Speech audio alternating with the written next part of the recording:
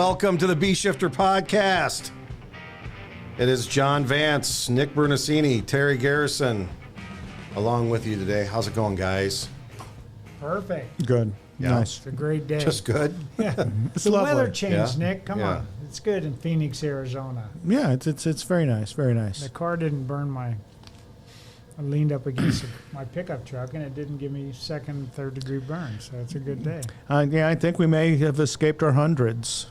Yeah. Who knows? Is the degree of burn that you get from touching other objects really the telltale on how the weather is? Is that the vein Yeah. that we use? Yeah. It just walking outside, sometimes it feels like there's a hand that's crushing you. The hand of heat is letting you know that you're made out of water. So, Open an oven door with your face. yeah. That's stepping outside. Yeah. Just Yeah. that heat coming right at you. Well, yesterday was lovely. Yeah. Yeah, this should be the time that people want to be here. Yeah. Yeah, the Octobers and So Novembers. You went for a hike in one of our desert trails, and you survived that, so it was lovely. Yeah, Yeah. I had no Yeah. problem. I saw horsies. Nice. Yeah. Horse, all kinds of wildlife. Yeah, all kinds of I saw dogs. Were people on the horses? Raccoons, No. coyotes, javelinas, I did not see a javelina. rattlers. They'll bite your face off, right? A javelina? Javelina. Yeah, they'll come after you. Yeah, they're not shy animals. They can't see. Yeah, they're So near they blind. go towards sound, so people think they're going to chase them away, and they'll yell at them, and the javelina will go at you. They can't see you. They're trying to figure out what the hell you are. I walked by some horse ranches, some Oh. people who had stables, and Oh, nice. they were feeding their horses, and the horses were just chilling. Yeah. hanging out. But I'm surprised. I'm like, gosh, being a horse in this kind of weather would Yeah, it would suck. suck. Yeah. Yeah. Who made you a horse? You and the horse you rode in on, right? Yeah. Mm-hmm. Well, hey, how was the conference for you guys? You debuted. Now, there's a couple of things that have happened. Our continuing education number 40, if you sign on to B Shifter, you can get access now to the Silverback Leadership First Module, which is an overview, and then you guys presented that at the conference in Cincinnati last month. How did that go? Well, we didn't present that part. We didn't present that introduction module. So if you attended the conference and you listened to our lecture and our presentation, you got a kind of a background on how we got to where we are as far as Bruno and the union. I'll let Nick talk more about that. He did the presentation. But the module itself is an introduction module. And I think that's going to be, I think people are really going to like the introduction module when they go online. It's about a 60-minute, 45-minute, 60-minute module, and it'll kind of explain the entire program to you. But what Nick did at the conference is something different, if you want to go into that, Nick. We talked about kind of where it came from, so how it came about, basically. Really, the relationship between the administration of our department and the union of our department, and how they came together during that era over a set of political issues that were going on, and that really bonded the fire chief and the union president together in unique ways based on kind of the politics that both of them had to survive to get to where they were. It's like they shared a foxhole.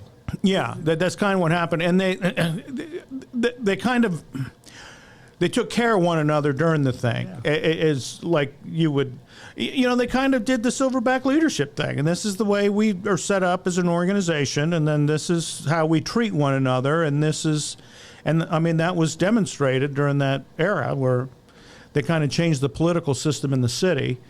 And that had, there was some payback, some political revenge that came out. And the union president and fire chief weathered that, and it made their relationship stronger. So they were able to kind of forge a system that was centered on the work, essentially. And then they kind of moved forward with that. It was centered on the work, and it was about the relationship and identifying the customer and supporting the workers. And then, to me, the biggest part of all that came out is agreeing to disagree. Where if you had a issue, like I've seen some fire chiefs and union presidents get wound up in an axle over one issue, And I think they kind of agreed that, hey, we're not always going to agree, but we're not going to let one issue or two issues kind of separate us if we just focus on the work. If we disagree on an issue, then what we'll do is we'll continue to work on that issue and move forward with the organization. And I think they had real clear-cut boundaries, and you described it really well, is the fire chief manages the fire department, and the union president didn't get involved with that. He let the fire chief manage the fire department, and then he managed, the union president managed the rights of the workers, and the fire chief stayed out of his lane. So it was all about lanes too. And once you, any kind of a relationship, when you identify your lanes and then kind of how you're going to play within those lanes and work with each other, I think that's what they did really well. Yeah, I think one of the issues that you have and the problems with just the system in general is, and we talked about this in the presentation, is there's really a trio of power. There's the authority having jurisdiction, and they're supposed to represent the community, right? They're elected officials. It's the officials that our customers elected to represent them. And then you have the fire chief who runs the fire department, like you said, and then you have the union president who is the leader of the workforce, basically, in their benefits and working conditions. And it's pretty easy, and you see it today in politics, is where, like, okay, I'm the mayor or the president or whatever, and I'm actually the king, is I'm in charge of everybody, and I have the power to do whatever I want. Well, that's not the way it works. We elected you to be the mayor. You run the city, and that's not being the king of me. So, and then when all three of them think that they're the one, you're going to have some issues. Right. And all ego-based, and yeah, who's the prettiest pig, and I'm in charge, and I told you to do this. And well, you talk about it all the time. That's the problem between, a lot of times, between the fire chief and their boss, whoever that AHJ is, for lack of a better word, is they think, you work for me and you have to do what I tell you. And it's like, well, no, I run the fire department, you run the city. You outrank me, but I know more about running this than you do. And I think it gets upside down when the mayor's like, no, you report to me and you do what I tell you. Yeah. You're my servant. And you're like, no, I'm not your servant. I'm the fire chief. I always relate it back to politicians being involved with Vietnam. How'd that go? Yeah, right? Exactly. So when you don't let the generals run the war and politicians get involved, that's the same thing with the fire department. When you got a fire chief who's working and he thinks his job is to make the mayor or the city manager or the city council or the fire board happy, that's not good. And then when you have those lines in place like that, and those two people work together, the fire chief and the labor, it's better for the members, because the members get confused with power, and the smart members will use that against you, right? So they'll do that whole go ask mom, go ask dad thing. 2 Christmases. Right, right. And I remember think back to COVID when we first came out, and paramedics had to get the COVID vaccination. It wasn't very popular with some communities and some firefighters. And we had a group of paramedics. I was working as a Glendale fire chief, and we had a group of paramedic students that had only been in training for about 2 weeks at a community college. Well, part of their training program is you got the classroom program, and then you got the clinicals at the hospitals. Well, the hospitals contacted us, and they were kind of our partners in the paramedic training program. They said, hey, we're not going to allow your paramedics in the hospital without their COVID shot. It's not going to happen. So what we had to do is, okay, well, they can't get trained. They're not going to get certified. We're just going to waste money if we get to that point and we got guys that aren't going to get the vaccination. So contacted the union president. I said, we had a conversation about it. We were both on the same page. We went to the classroom, and we had a dozen students in there, and there were students from different agencies. We probably had about 8 or 9 out of the dozen students, maybe not that many. But anyway, we met. We said, hey, we want to talk to the Glendale firefighters, and after class. And so we met, and we said, guys, you got to get your COVID vaccination if you're going to go through the program. Well, they were adamant about. Someone said, "No, I'm not going to do that. You guys are infringing on my right, and you're not giving me a choice." And I said, "No, you have a choice. The choice is either you stay in the program or you leave the program. The choice isn't about the vaccination. If you want to stay in the program, you got to get the vaccination. That's your choice." Well, that's bull crap. And we had the union president and the fire chief, and we said, let's have an open discussion about it. They weren't disrespectful, but it came across more like that than they actually said it. Well, about 4 of them said, well, we're not going to do it. And I said, okay, time out. Go home and talk to your spouses and tell them that you're not going to get this pay raise. You're not going to be paramedics. You're not going to be able to complete this program. Come back tomorrow and let us know what your answer is. And what do you think happened when they came back the next day? Hey, when do we get those vaccinations, Chief? How many? We had one guy that one of our guys said, no, I don't want to do it. He goes, it's just something that I don't feel comfortable with. And I said, okay, well, put your books over here on the desk and go back. You're going to go back to your fire station. I'm not mad at you. Mm-hmm. And that's the choice you made. You just can't be in the paramedic program. And I was never mad at him. The union president wasn't mad at him. That was a choice he made. It was about 2 weeks of training that we spent on him, but it's like we didn't invest a lot in him, in that piece of it. And so that's an example of the fire chief and the union president really being on the same team. And that's so helpful because you could see how that could have spun. Oh my God, I could have. Well, you would have seen the union president. You would have just saw him after you ordered everybody to do what they were needed to do, and then he would have. He would have been in my office and said, "No, you can't do this." And you think, well, a 5-minute meeting with the guy in the front end eliminated that. Yeah, like you said, you're on the same page now. And if he wouldn't have been on the same page, and I would have said, "Hey, but this is one of these we're going to have to agree to disagree. Yeah. Let's keep our relationship strong and all the other things we're doing for our firefighters. But right now, I have to do this." But thank God he was on the same page. Really reasonable guy, and we went down and made that happen. So, you wonder.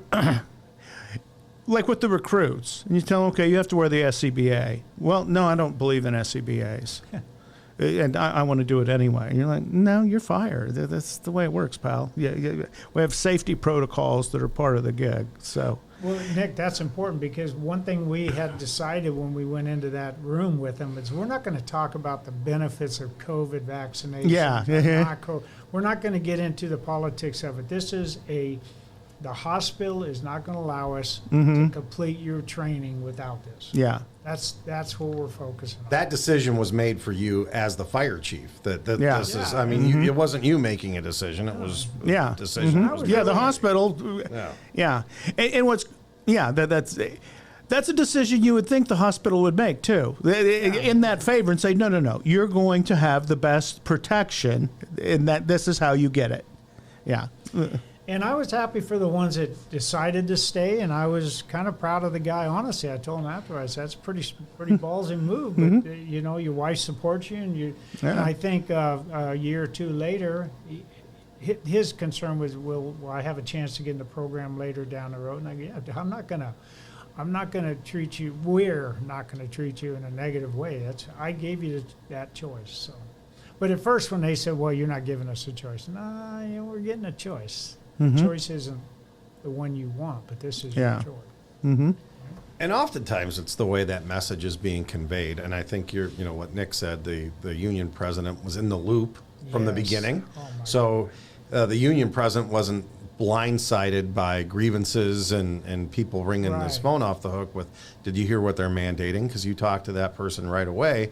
And then the second thing that happened is the way that you communicated it. It wasn't a mandate. And there were so many people that did some mandates that weren't very well received. And wasn't there like a safety shoe thing that happened at Phoenix with Alan Brunacini? And what was that similar to this situation? I'm trying to recall exactly what that story was. It was the Bruno boot. In fact, there's an award downstairs hanging on the wall that's a golden Bruno boot. And what it was is as the fire chief, again, you're in the deal, I'm the fire chief, I'm going to run the fire department. We did everything, the last podcast we talked about labor management committees. So you're doing everything through the uniform committee. fire chief goes in and tells the uniform committee, we're going to wear steel toe shoes on duty. That's the work boot, okay? We do a lot of pre-planning, construction sites, hazard zone stuff. We're going to wear a shoe that protects our foot.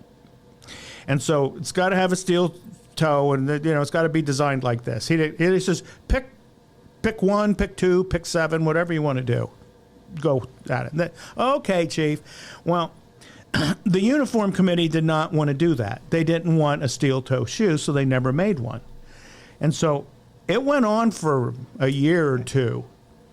And he went to the final meeting and he said, I have asked, and it's obvious to me that you just can't figure out what we really need.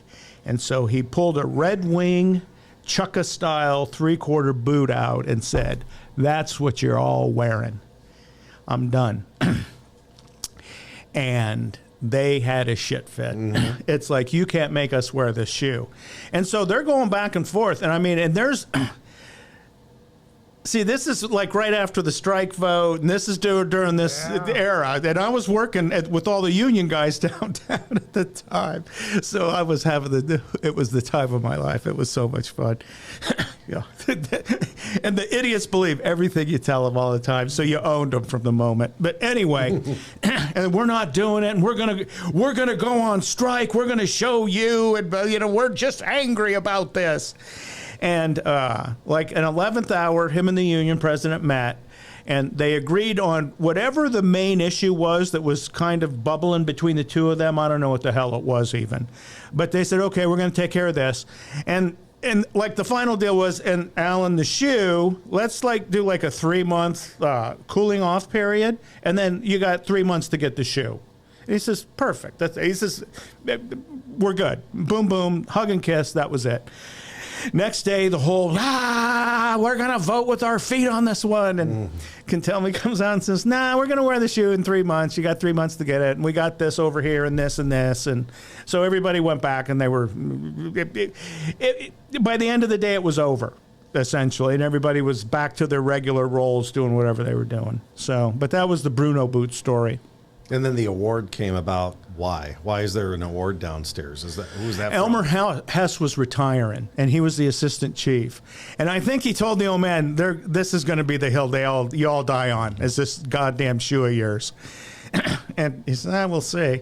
And so Elmer was retiring, and the whole thing, kind of they pulled victory out of the jaws of defeat, which none of these older guys who were my dad's staff had seen before. It was always, no, you're going to blow your face off. This is what happens historically.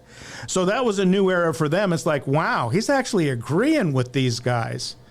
And like he's getting what he wants, and he's just giving them a little bit of string. And so they're like, well, I don't know. Things are changing too much. Paramedics will take blood pressures before we're done. And this was circa 1980. Yeah, so this is the early 80s, man. It's not like firefighters were wearing tennis shoes and comfortable shoes around the fire station. We're wearing like loafers, lace-up boots and dress shoes. Duke Ducote's wearing like loafers. You're like, what? It wasn't a comfortable shoe you were wearing in the first place. So it's kind of silly. So, and we did. And like his whole career, it was steel toe shoes, but a lot of people wore tennis shoes, and there wasn't, around the station you wore whatever shoes you wore, and then when you got on the truck, you were going to wear, we wore brush pants, so you always had leather boots. Yeah. It was just simple. It was a uniform, so it was good. We had day boots back in the day. Right? Yeah, we did. Yeah. But, and you would tell the people wearing tennis shoes on calls, like, knock it off. We can wear brush pants. So wear your PT shorts, your tennis shoes, and when we get a call, get into the brush pants. I'm like, well, I don't know if I like that. Well, I really don't give a shit if you like it or not. That's what we're doing at the station. So get used to it, Sally. When the light comes on, put the brush pants on, okay? That's it. I'm like, and I think they would figure out, well, he's never in a uniform, but he is on call. So, okay, we'll do what he asks. It was one of those things. Yeah. later you found out you wouldn't want to wear your tennis shoes onto a call and then take those same shoes and wear them home into your family. Oh, yeah. It's disgusting, right? So you'd wear those, you'd be trudging through all kinds of body parts and fluids. And, yeah, man, it was. So it was easy to manage because the rules made sense, basically. And I don't know, it was just like, a normal person of average intelligence could follow along and say, And that's what, go back to where we started. So Silverback leadership is going to be, so they work together and they develop the performance management model and the labor management process and the PFD way and all these tools that we're going to use as we move forward with our Silverback leadership program. And that's where we break everything down. But it all starts with focusing on the work. And I think I don't know when they had that conversation. They probably had it every day, or maybe that was the underlying theme with everything, is that we got to focus on the work. And how do you support the members? I think labor did a really good job back then of just keeping the members focused on the work. And when it was time to get fired up, like right now in election time or something, I guess you could get fired up about politics if you wanted to, but why would you want to in a fire station? Because there's no value in it. You're gonna sit across from the guy that you would save if you had to. You'd risk your life. I always tell you risk your life to save the guy sitting across from you, but you'll MF him because he's going to vote for somebody else for governor or president or whatever, man. Who gives a shit? Just keep it out of the fire station because it really doesn't matter. Yeah, in fact, really, as you went on, the union, I thought, had a harder job is keeping the lid on their end, because as decades went on, as everybody started referring to the fire chief as our mom. So that's kind of the relationship he had with everybody. And you would have these meetings with all these crazy officers, and whatever they're selling, the first 15 minutes, one of the old guys would stop and say, just tell us what you want, and then we'll do it. You don't have to sell us anymore. We know who you are and who we are. Just tell us what you want us to do. No, it's kind of interesting. I agree with that, too, because as a fire chief, there's that hierarchy, and people respect that position. Some people, most people. But with a union president, like, you could be a fire captain or a firefighter, and they get all kinds. Over the years, I've worked with some union presidents, and he called you what? At 2 a.m. to tell you the remote control on the TV didn't work? Jeepers creepers. Thank God he didn't call the fire chief. Mm-hmm. But you just hear that, and I think the union president has a very difficult job. Yeah. And I think it's 24/7. And it's everybody. And, you develop an organization, so you kind of got the chain of command is also the chain of communication. You kind of expect people to use that on the front end. So I think a fire chief has probably 1/10 of the people that are talking to them as opposed to you don't get a lot of drunk people at 2 a.m. calling the fire chief. Yeah. That's like career suicide. But the union president, they're all, you work for me, buddy. You're like, well, call the mayor and see how it goes. Well, you haven't worked at a 40-person fire department. I've had drunk guys calling me. Well, that may be. There's the difference. Yeah, exactly. See, in our department, you had a shift commander you could call. Yeah. They were the buffer between the fire chief. I got one of those calls once, and we got your fire captain over here, and we're about ready to arrest him. What's his name? Yeah. He told me. Arrest him. Well, I've got the same exact call. I got a call from a battalion chief, and it's 2 o'clock in the morning. He's like, so-and-so is drove their car off the road. They're obviously intoxicated. The state trooper said, if you come pick them up, we're going to let them off. And I said, I can't do that. That's really a bad precedent. And then he goes, oh, never mind. He just took a swing at the cop. They're arresting him. So it's like he made that decision for me, and God bless him. You can't make that up. He ended up getting help, and he lived a long, healthy career after that. Oh, mine was just for fun story. We have your guy here at the bar, and he's starting trouble. He says he's a captain. What's his name? Okay, first of all, he's not a captain. He wants to be. Mm-hmm. And we got him here, and hold it. shit, he's taking off. We got his ID. What a dumbass. Yeah. I said, good luck. Yeah. Have fun with that They went one. and got. He ran after they got his ID. We had, You're going to get caught. when I was a shift commander, every now and then you get a call and it'd be a cop and saying, okay, we got so-and-so here. And you're like, okay, I'll put him off duty. Well, no, you need to come get him. No, I'm an on-duty fire department officer who's on duty. I don't pick up people from jail. Yeah. Well, no, you need to. That's not the way this is going to work. There's a lot of things I could have done to help you 3-4 hours ago, telling you not to do something or giving you some better life advice. But once you're in the presence of law enforcement, man, that'd be a PR nightmare for any of us, right? Terrible. Like, the fire department doesn't have to follow the rules. No, as there's a everyone else does. process, Yeah. right? I always say use the process, whatever's in place when it comes to discipline. Well, here's the process. Frosty's at the rave. He leaves the rave and he gets in his jacked up 4x4 and does 360 donuts in the intersection on the corner of the rave, shooting a handgun out the window. The police chase him. He's off. He hits something and then he's running from his vehicle and he is nude. Right? And then, they call a shift commander later and say, no, he's going to need 3 or 4 different professionals before he gets back to us. Yeah, this is. Yeah. Did he hurt anybody? Is everybody okay? Yeah. Sounds like, Well, we've been saying it starts with the work, and that's really part of your program with Silverback leadership. And everything we do begins with the work. The work must support the customer, the supervisor must support the worker, and the system must support the workforce. Kind of working our way back to doing everything right for Mrs. Smith in this statement. How do we support the workforce in situations where, Nick and I talked on the last podcast about a large system, okay, where they had these different subcommittees and literally, dozens and dozens of people leading the way. If your department is less than 100 people, like most departments, how do we supervise and support? Well, how does the supervisor support the worker, and how does the system support the workforce in those smaller systems? when it comes to those 4 areas right there, I honestly don't see size doesn't matter when it comes to this piece. I think because this is about relationships right here, right?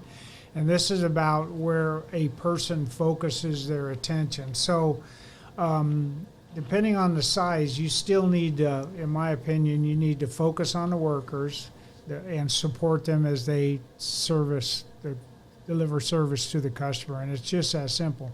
Now, when you start to the formal piece about having committees and some of the things that we've been fortunate to have throughout kind of the larger departments we've been with, I think what you do here is you line up those same people together, and they just kind of work on a few of those areas together, right? Whatever those are, you identify them, and you kind of multitask that way. But I really believe in many ways having a smaller department may be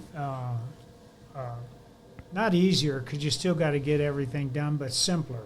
Talked about the span of control and the hierarchy of communication and those kind of things. I think that in a smaller department, that may become simpler. And the message, like in Houston, 4 shifts, 22 divisions, getting the message out took a lot of work, took time, took energy. Oceanside Fire Department, 185 firefighters, 9 fire stations on 3 shifts. A lot simpler to get the message out, but the message that was important for me was the same for both departments, and that was the message. We're here to support each other. We're here to service the customer. The leaders are here to help people do their job. It's not a gotcha department, so you start developing phrases that make sense within your organization to how you support the customer.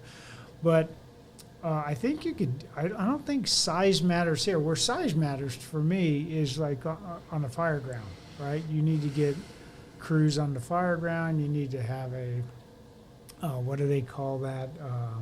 When you have your fire attack, you have your initial fire attack, and then you have the companies that come in behind it. Yeah, the 3D. You have tactical reserve. Yeah, that to me, that's more important there. But as far as the leadership piece and treating people respectfully throughout the organization and focusing down on the customer, I think a smaller department, it may be just a little bit simpler.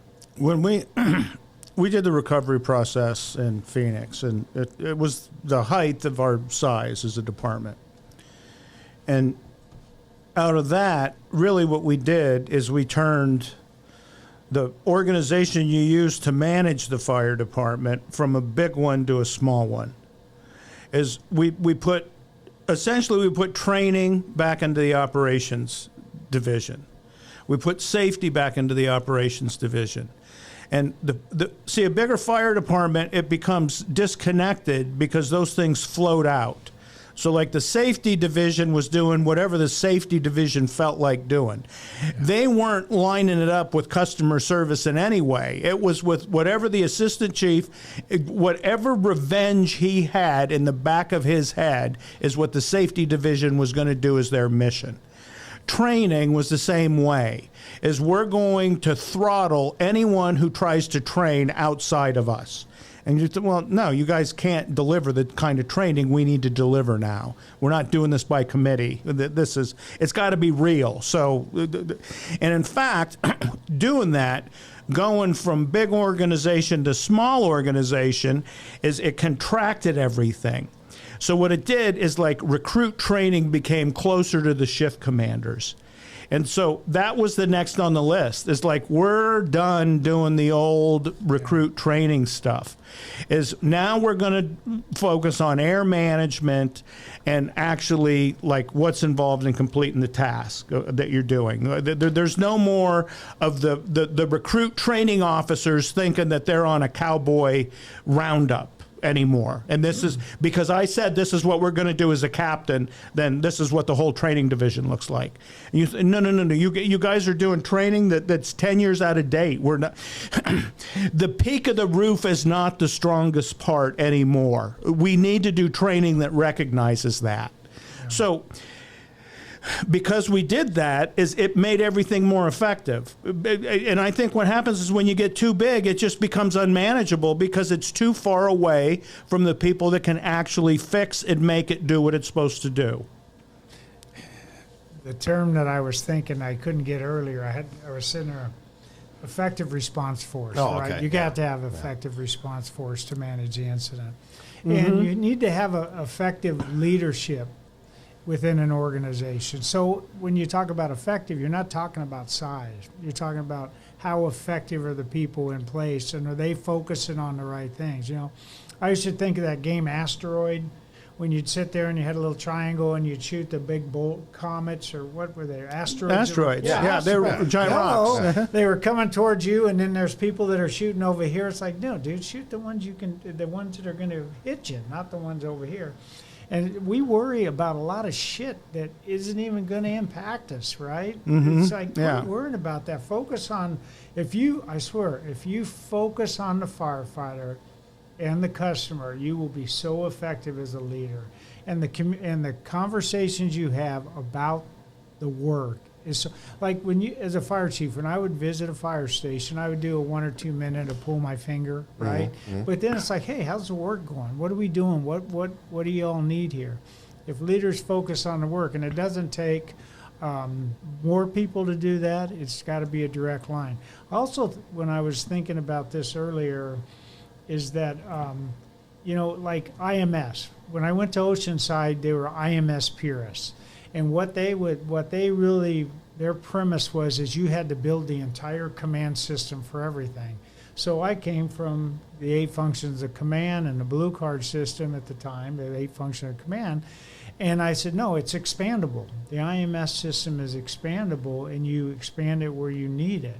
And I think that's the way this whole organizational leadership starts, is you may have a fire chief, and I was fortunate to do this at one place, at Oceanside actually, where I was the strategic level boss, but I was able to kind of teach everybody the decision-making model.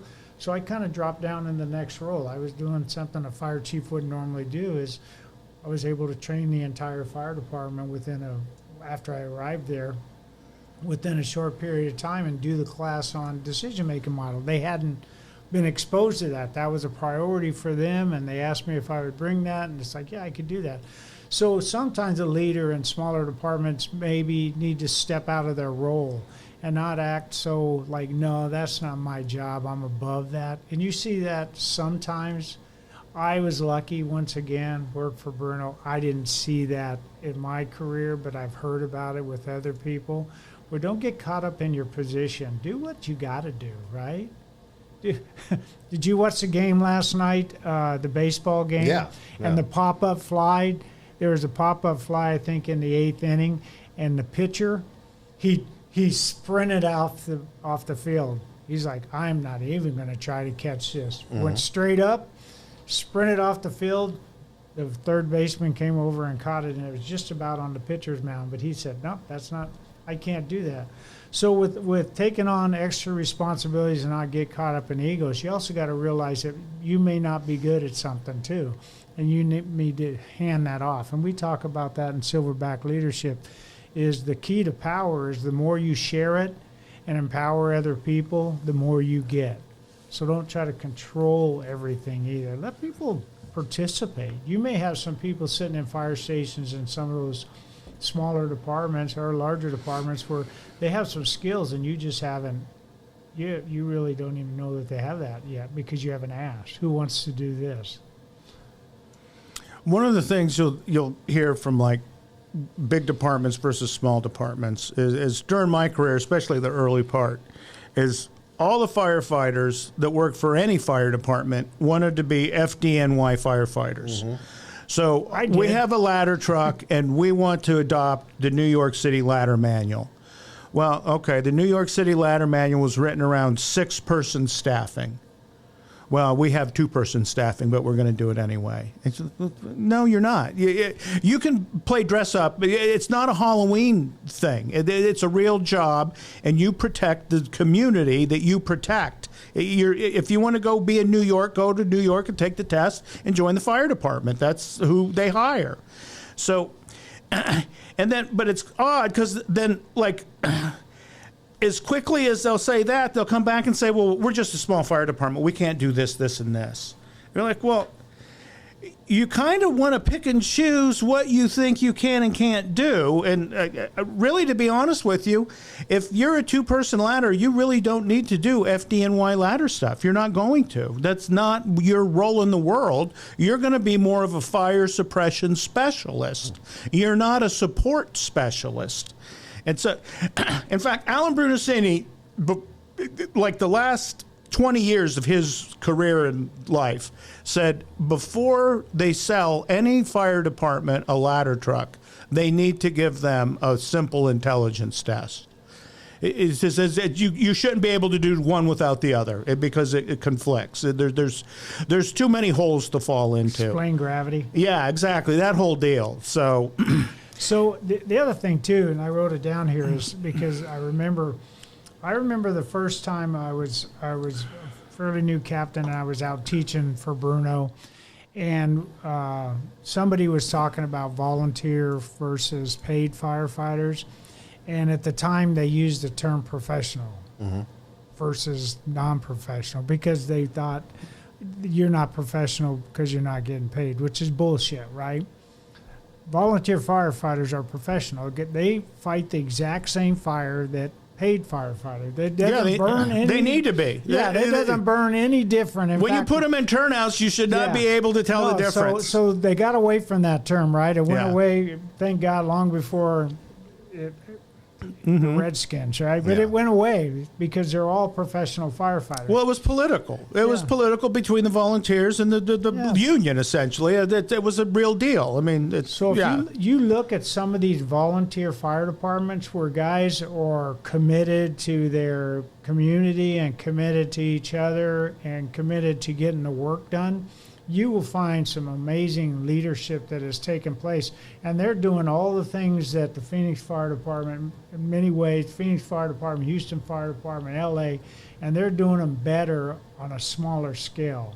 And they're working with their communities, and they're taking care of their apparatus, and they're doing all that thing. So once again, I don't think small departments use, I hope they're not using it as an excuse not to do something because they're small. Just like I hope they're not using it as an excuse on the fire ground to not do something that's unsafe because they don't have the number of people. Well, this latest thing where OSHA wanted to change the word brigade to department and say, no, OSHA statutes now are going to apply to fire departments. Right. All the fire brigades are gone, folks. There's not a whole lot of fire brigades left anymore. So everybody reacted very poorly to that. The paid service and the volunteer service. They said, you're going to put us out of business. And well, why? Well, because the training, the commitment, the money, this, that, and the other thing. You're like, well, if you respond and you operate in an IDLH, there's a set of rules that apply to that. And you said it earlier. It doesn't matter if you're a volunteer or a paid firefighter. All firefighters must be professional. Yeah. So let's apply it to, see, you don't hear this in the EMS side. The orthopedic surgeons and the emergency room physicians control the curriculum for emergency medical. So, like when they come out and say you're going to do some new procedure or treatment for whatever it is, it's, well, you can't do that. That's going to put us out of business. Never once have I heard that in my career. It's something we just unconsciously accept. Okay, this is because we don't control it. That's out of our venue. We're not in charge of that. And if you lose that certification in most fire departments, you don't work there anymore. So if you're a volunteer firefighter and a paramedic, if you don't keep your CE up, you're not a paramedic anymore. Well, so the part that we keep pushing off is the fire side. It's like, no, we can't do that. It's too much. It's too much training. And you're like, well, I can train you to be an IC in about 60 hours, basically, is the curriculum. How long does it take to become a paramedic? Well, it's over 1,000. But you don't hear, well, no, we just have to do that. Well, because you guys won't represent the fire structural side of the service. You don't. That's just something that we should know automatically, and we don't, because most fire chiefs couldn't tell you. Many of them couldn't what that looks like. They're more administrative in nature. So you're like, no, if we're going to have standards, they have to go across. It doesn't matter size. This is what you do for a living. If I go to a dentist, I don't care if he's doing it for free or if I'm paying him. I expect a certain level of care. I mean, yeah. So years ago, I walked into a combination fire department, and something struck me, and it stayed with me forever during my career as a fire chief. I couldn't tell who was a career person and who was a part-time person there.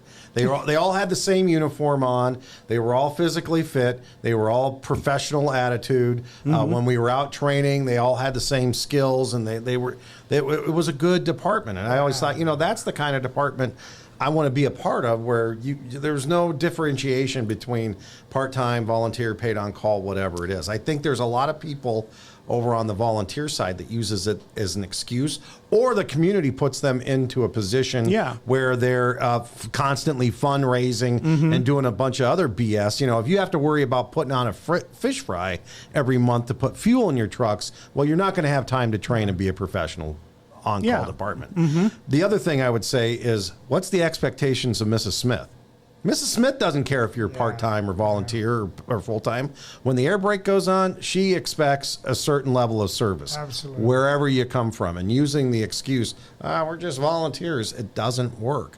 And I know from working with paid on-call firefighters for the last 35 years, if you have a professional organization, they're going to perform up to that level. And not using this as an excuse. But you see people do that all the time. And see, I think the work becomes what makes us all equal. within the department, and all of the same value as an employee.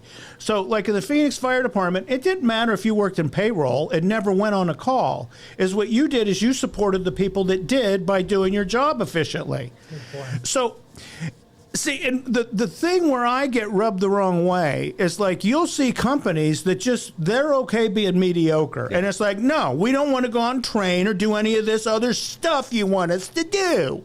Well, then you see their performance on a call and it's substandard.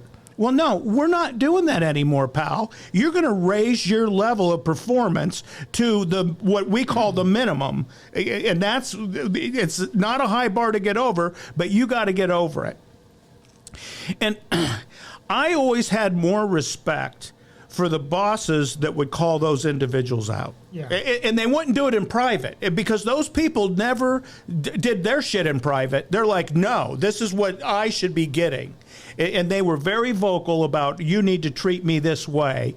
Well, when they had a real boss, they're like, no, you're going to do your job. And if you don't do your job, here's what that looks like. And I never saw any of those people go away. They all came up to whatever standard it was. And they may not have been happy about it, but that's what happened. Well, and we all got along because we all expected the same things out of each other then. No, and you're right. And early on, and I think it kind of went away, but I'm sure there was still some people who misunderstood the be nice concept. Be nice is not be weak. In fact, I just read a note from Brunacini, 1974, on my desk. And I was going through. I'm still finding. He's still finding stuff in boxes, man. I said, I haven't opened this it never folder stops. Yet. And it's a handwritten note from Bruno from 1974, and he said, "Be nice is not be weak." Right? And I think, what do you tell? If you're going to fight. If you're going to be a grizzly, be a mean grizzly. If you're going to be a bear, be a grizzly bear. Be a grizzly bear. But the other thing he said is, do not expect gratitude for accepting poor performance. No. And that's the deal. It's like, okay, I overlooked your weakness, so now you have to be grateful to me. You think, no, man, that's a dysfunctional relationship that's just going to get worse and worse.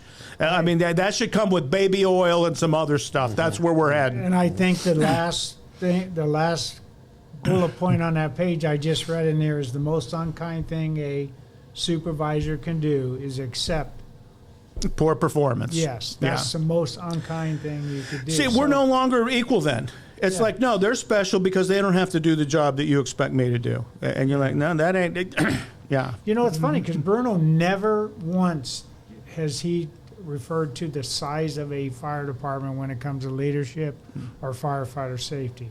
And you notice that when I went to Houston, I was talking about this today, and I said, my greatest concern when I go to Houston is they got a lot of history. They're a very proud fire department, and I'm hearing through the grapevine that I'm going to go there and I'm going to make it Phoenix East.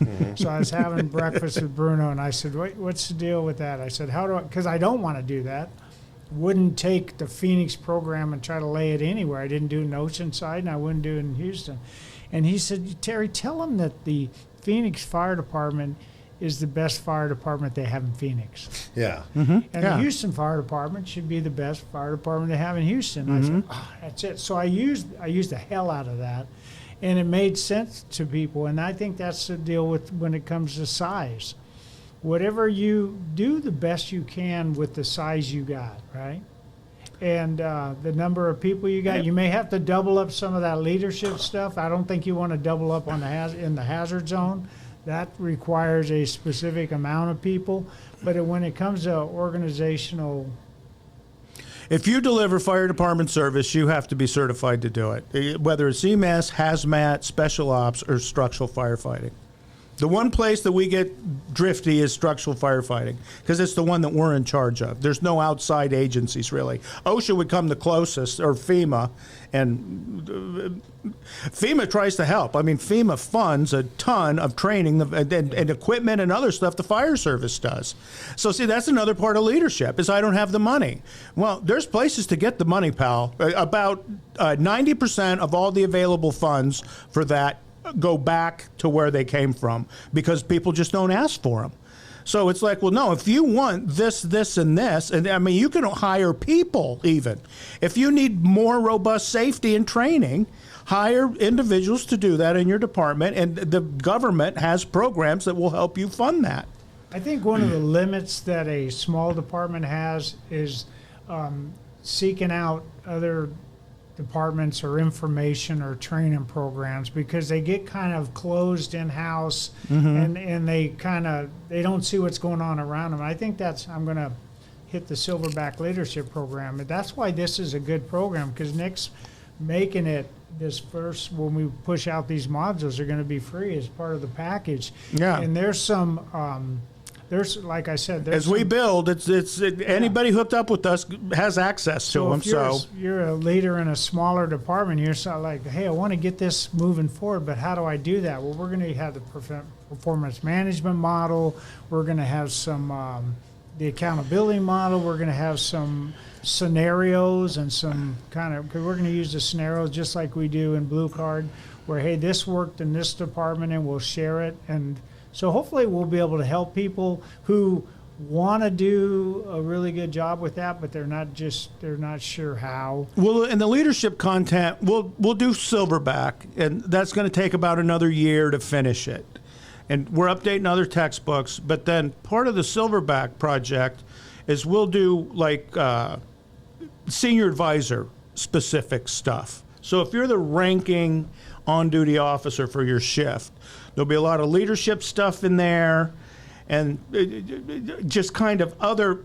We'll end up with like a 2-day command team workshop. We'll resurrect that one. We can do a seniors advisor specific workshop if we wanted to. There's a ton of content that we haven't put out yet that supports all this. But you said it'd be a year before it's completed, but we're going to let them know the modules are going to come. Oh, in a year, you'll have all 8 modules will be done. 4 or 5 weeks, we'll have a new module that we'll put out there, and it's free, and it'll take you 45 minutes to go through. Well, and then there's stuff, the articles that go with it, and the buck slip. So there's a ton of content over the next year that will be the Silverback, and then when it's all done, we'll put it all together and put a bow on it. It'll become. We're not going to give it to people then. It's going to be a full-blown program they can go through, and we'll submit it to ACE to get college level credit, and do the same thing we did with Blue Card. So our goal is all the content that we currently put out, you will be able to receive college credit for. So between the workshops, and in fact, you'll see like. There will be some online front-end stuff that we can connect to the workshops.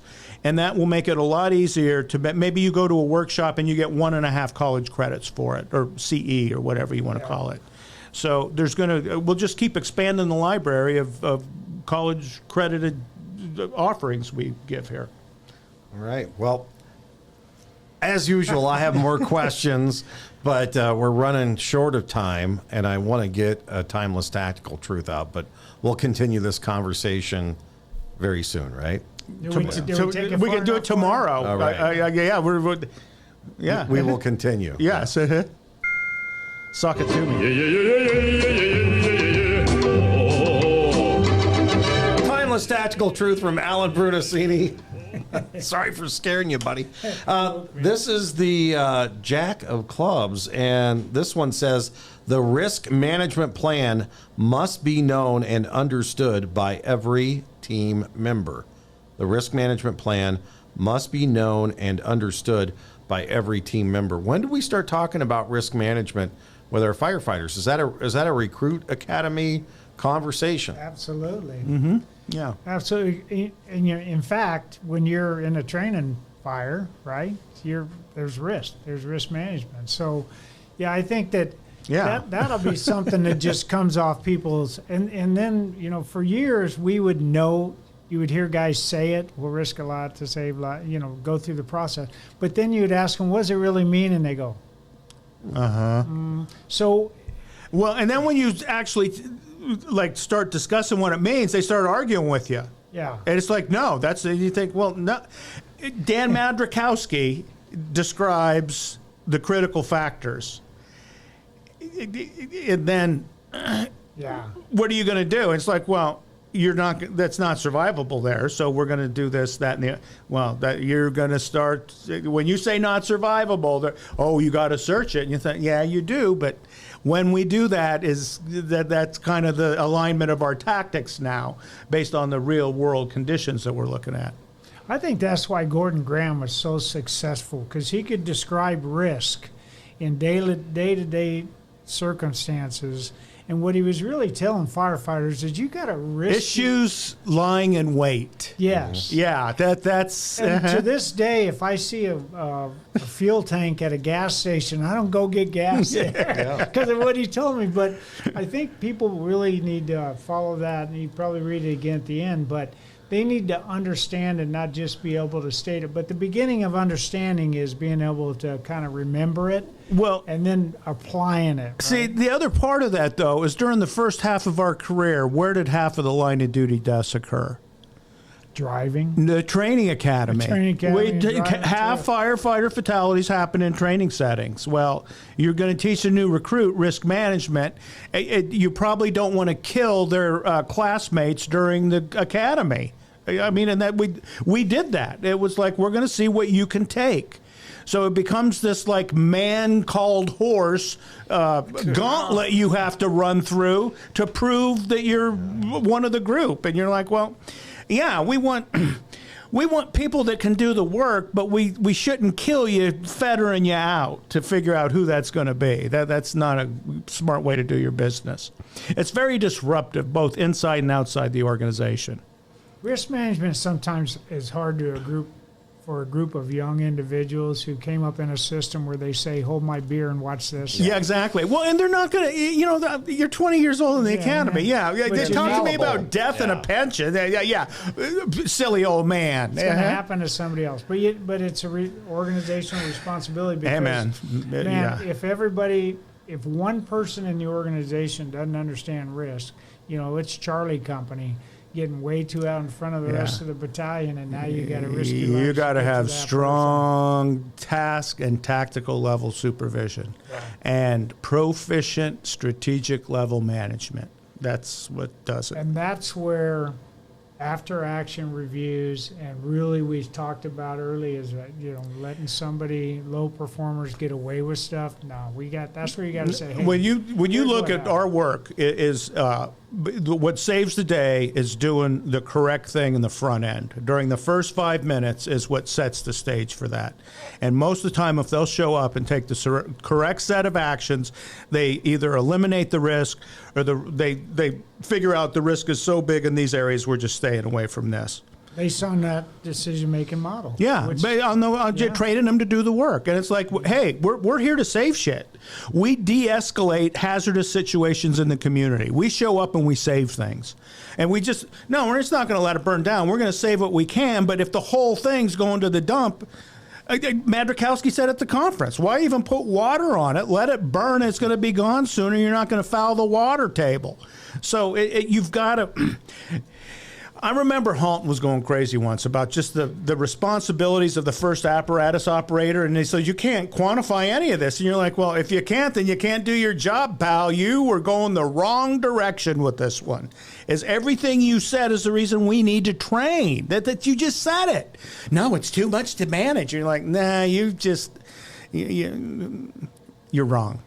Yeah, that's... Organizations that I've seen... See what you did with that goddamn card, Vance? There's a lot of fire departments that spend more time talking about HR issues and budget and all that, and not talking about risk, driving, life practices, whatever gets firefighters in trouble. Don't do, that gets them focused on the work, too. When you're talking about risk, then they're focused on the work. Yeah. What you guys have been saying. Yeah. So. Well, you can get these cards at the B-Shifter store and have hours of discussion around your kitchen table at the firehouse with it. Exactly. We can certainly go on and on. Or you can play poker. Afterwards, Three guys and all their body parts are broken and twisted up. Yes, take it from us. All right, wrapping it up. Thanks, guys. Really appreciate it today. Thanks for listening to B-Shifter. Woohoo!